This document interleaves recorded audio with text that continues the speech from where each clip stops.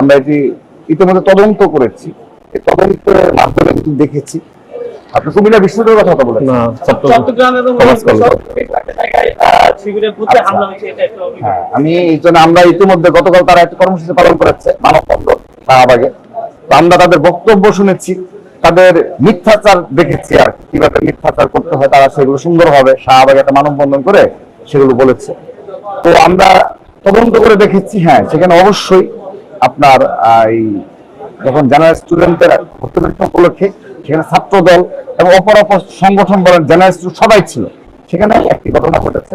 কিন্তু ওই অতীতের মতো চট্টগ্রাম কলেজ বলেন, পলিটেকনিক বলেন, এই চট্টগ্রাম এবং রাজশাহী, আমি আবার আপনাদের মধ্যে স্পষ্ট করছি, যেখানেই তাদের সামান্যতম অবস্থান রয়েছে সেখানে তারা ফ্যাসিস্টদের মতো ভূমিকা পালন করে। যেমন চট্টগ্রামে কোনো ঘটনা ঘটলেই দেখবেন যে তারা ঘটনা ঘটাবে তারা, কিন্তু তারা সেটা আমাদের উপর চাপিয়ে দেবে কিভাবে, কারণ সেখানে তাদের সামান্য একটু অবস্থান দৃশ্যমান কার্যক্রম রয়েছে।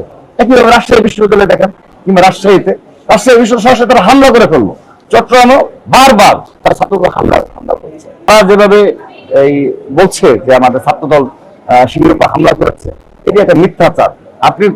আমি স্পষ্টভাবে বলছি, আপনার সাংবাদিকদের উপর আপনাদের কি রয়েছে, আপনারা কাইন্ডলি এটা অ্যানালাইসিস করে দেখবেন। আমরা যেটা দেখেছি সেখানে একটা সমঝোতা ছিল যে সেখানে শূন্য হবে, সাধারণ শিক্ষার্থীরা আসবে, তাদের মতো করে তারাই করবে।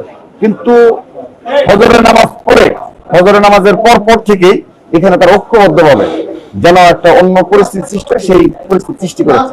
আমি যেটা বলছি আপনি খুঁজ নিয়ে দেখবেন, ফজরের আজানের পরে তারা ওই যে তার আগের দিন শিক্ষকরা সহ যে একটা সমঝোতা হয়েছিল যে কেউ যেন যারা স্টুডেন্ট ডিস্টার্ব যেন না করে, কারণ এখানে অনাকাঙ্ক্ষিত ঘটনা ঘটেছে সে কারণে, কিন্তু তারা সেটি করেনি। তারা ইচ্ছাকৃত ভাবে সেখানে আরো যেন মব ক্রিয়েট হয় কিংবা যেন একটা সাংঘর্ষিক পরিস্থিতি সৃষ্টি হয়, সেটা তারাই তৈরি করেছে।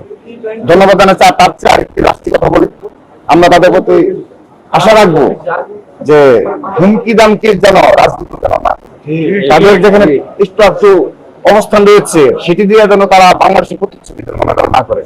আমরা জানি বিগত 15.5 বছরে কার কি ভূমিকা ছিল কিংবা কার সংগঠনের কি অবস্থা এটি আমরা জানি। তো সে কারণে দয়া করে কেউ, আমি অপর যে সংগঠন রয়েছে তাদেরকে আহ্বান জানাবো হুমকি দিবেন না, হুমকি না দেওয়ার জন্য এবং হুমকি প্রদর্শনমূলক রাজনীতি চালু করার না জন্য অনুরোধ জানাচ্ছি।